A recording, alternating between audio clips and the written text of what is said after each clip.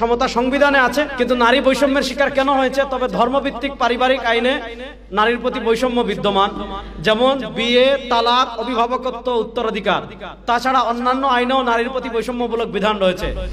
আপনারা দেখেছেন বাংলাদেশে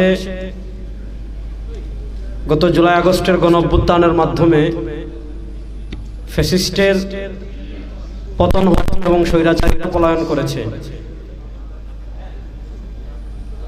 গত 9 মাস থেকেই আমরা আমাদের রাজনৈতিক বক্তব্য ছিল আমাদের সংগঠনের যে আমরা যৌক্তিক সংস্কার চাই, তারপর নির্বাচন। শুধুমাত্র নির্বাচনের মাধ্যমে ক্ষমতার পালাবদলের জন্য এই জুলাই গণ অভ্যুত্থান হয় নাই, বরং কার্যকরী যতগুলো সংস্কার আছে সবগুলো সংস্কারের পরই দেশের নির্বাচন হবে। এটা ছিল আমাদের মৌলিক প্রস্তাব। কারণ আমরা বাংলাদেশে গত 52 বছরে সবারই শাসন দেখেছি, কেউই মৌলিক অধিকারগুলো প্রতিষ্ঠা করতে পারে নাই। তো অন্তর্বর্তীকালীন সরকার আপনারা জানেন অনেকগুলো সংস্কার কমিশন গঠন করেছে, তার ভিতর একটা ছিল নারী বিষয়ক সংস্কার কমিশন। আমরা দেখেছি এখানে প্রথম আমরা যে কথা, মানে আজকে আমাদের আয়োজনের প্রেক্ষাপটটা আমি বলছি আপনাদের। প্রথম কথা হলো নারী বিষয়ক সংস্কার কমিশন নামে যে কমিশন গঠন করা হয়েছে, এই কমিশনে এমন লোকদের দায়িত্ব দেওয়া হয়েছে, এমন মহিলাদের দায়িত্ব দেওয়া হয়েছে, এমন নারীদের দায়িত্ব দেওয়া হয়েছে যারা এদেশের সংখ্যাগরিষ্ঠ নারীদের প্রতিনিধিত্ব করেন না, বরং তারা একটা বিশেষ শ্রেণী যাদেরকে আমরা শাহবাগী হিসাবে চিনি।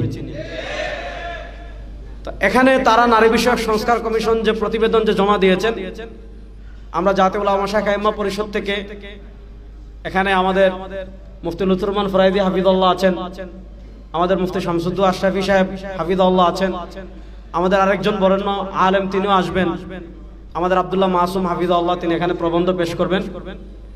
আমরা আমাদের জায়গা থেকে চেষ্টা করেছি, আমরা এই নারী বিষয়ক সংস্কার কমিশনের যে দীর্ঘ প্রতিবেদন আপনারা দেখতে পাচ্ছেন, এটার উপর আজকে আমাদের বক্তারা পর্যালোচনা করবেন, আমাদের নির্বাচিত বক্তা যারা আছেন তারা।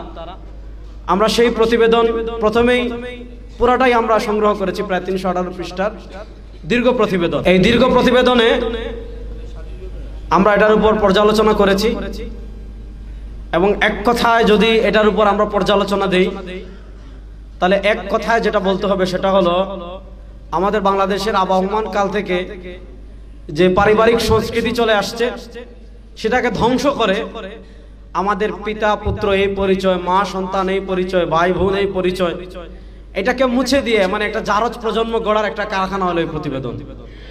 খুব সহজ কথায় এখানে তারা মোটা দাগে যে কয়েকটা কাজ করেছে, এর ভিতর 1 নাম্বার যে কাজ তাদের নারী বিষয়ক সংস্কার কমিশন 1 নাম্বার যে কাজ করেছে সেটা হলো তারা নারীর উন্নয়নের পথে সবচেয়ে বড় প্রতিবন্ধকতা মনে করেছে ধর্মকে, এবং ধর্মকে সবচেয়ে বড় প্রতিবন্ধকতা মনে করার কারণেই যত নারীর প্রতি যত ধরনের সংস্কার থাকতে পারে, নারীর যত ধরনের সংস্কারের কথা তারা বলবে, সব জায়গায় তারা 1 নাম্বার এই ক্ষেত্রে নারী বৈষম্যের শিকার কেন, এক্ষেত্রে নারী বৈষম্যের শিকার কেন, এক্ষেত্রে নারী বৈষম্যের শিকার কেন, সব জায়গায় তারা 1 নাম্বার যে কারণ লিখেছে যে সব ক্ষেত্রে নারী 1 নাম্বার বৈষম্যের কারণ হলো ধর্ম।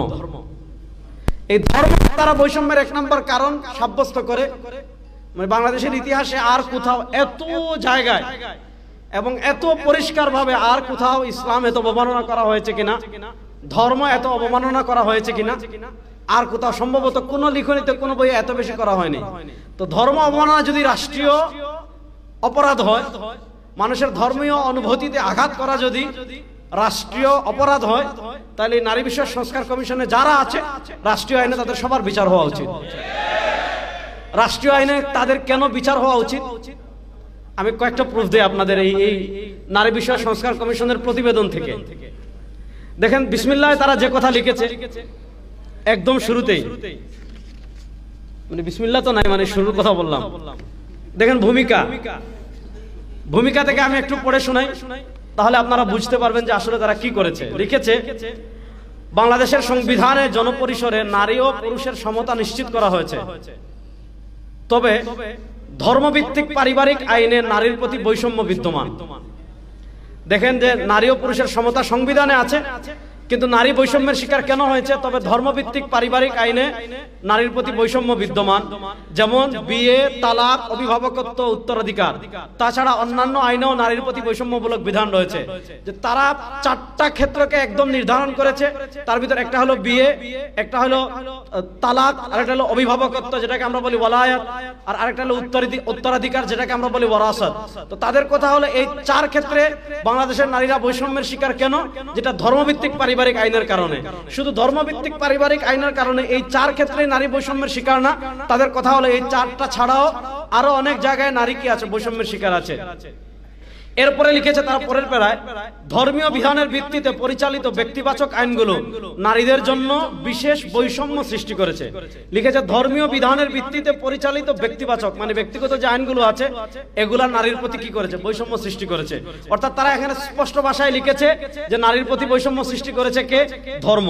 এরপর দেখেন সারসংক্ষেপের শুরুতে তারা লিখেছে, সংবিধান ও আইনের সংমিশ্রণে একটি দেশের রাজনৈতিক, সামাজিক ও অর্থনৈতিক রূপরেখা গঠিত হয়, যা একটি গণতান্ত্রিক রাষ্ট্রের জন্য অত্যন্ত গুরুত্বপূর্ণ, অপরিহার্য।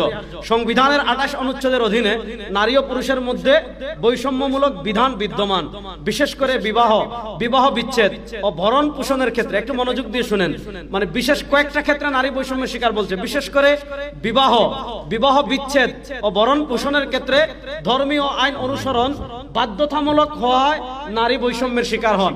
অর্থাৎ বিয়ে, বিবাহ বিচ্ছেদ মানে তালাক, ভরণ পোষণ, এগুলার ক্ষেত্রে ধর্মীয় আইন বাধ্যতামূলক থাকায় নারী বৈষম্যের শিকার হচ্ছে। অর্থাৎ তারা এটা লিখেছে যে নারীর প্রতি অবিচার এবং বৈষম্যের একমাত্র কারণ হলো কি? আইন।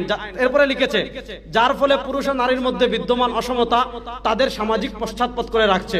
এরপরে লিখছে নারী নির্যাতন, পারিবারিক সহিংসতা, অভিভাবকত্ব সম্পর্কিত আইনের বাস্তবায়নে সীমাবদ্ধতা রয়েছে। দেখেন পৃষ্ঠায় পৃষ্ঠায় আমি যদি পড়ি, পৃষ্ঠায় পৃষ্ঠায় নারীর উন্নয়নের পথে তারা ধর্মকে বাধা হিসাবে দেখেছে। এখানে লিখেছে, দেখেন 26 নম্বর পৃষ্ঠায় লিখেছে, নারী উন্নয়নের পথে রাজনৈতিক ও ধর্মীয় প্রতিক্রিয়া বড় চ্যালেঞ্জ।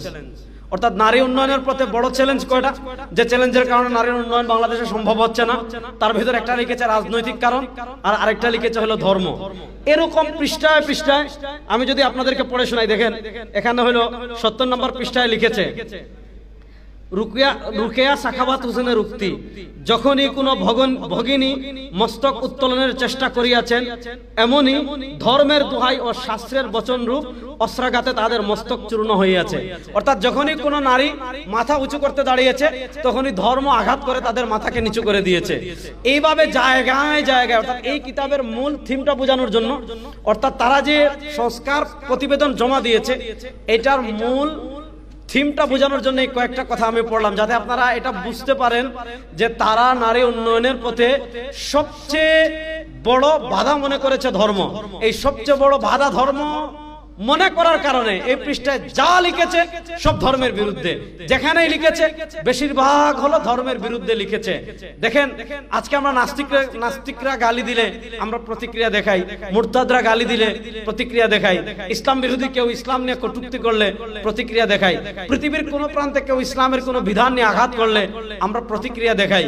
কিন্তু দেখেন আজকে সংস্কারের নামে আমাদের ইসলাম ধর্ম শুধু না, ইসলাম ধর্মের এদেশের 92% মুসলমানের যে ধর্ম সেটাকে 12টা বাজানোর একদম চূড়ান্ত প্রক্রিয়া শুরু হয়ে গিয়েছে।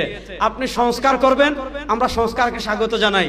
আপনি রাষ্ট্রের মৌলিক সংস্কার করবেন, আমরা সংস্কারকে স্বাগত জানাই। কিন্তু সংস্কারের নামে ইসলামের শিকড় কাটতে চাইবেন, অতীতে কেউ পারেনি, আপনারাও পারবেন না।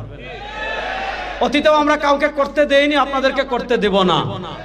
অতীতেও আমরা বুকটান করে দাঁড়িয়েছি, এখনো যদি ইসলামকে মাইনাস করতে চান আপনাদের বিরুদ্ধে বুকটান করে দাঁড়াতে আমাদের একদিনও লাগবে না ইনশাআল্লাহ।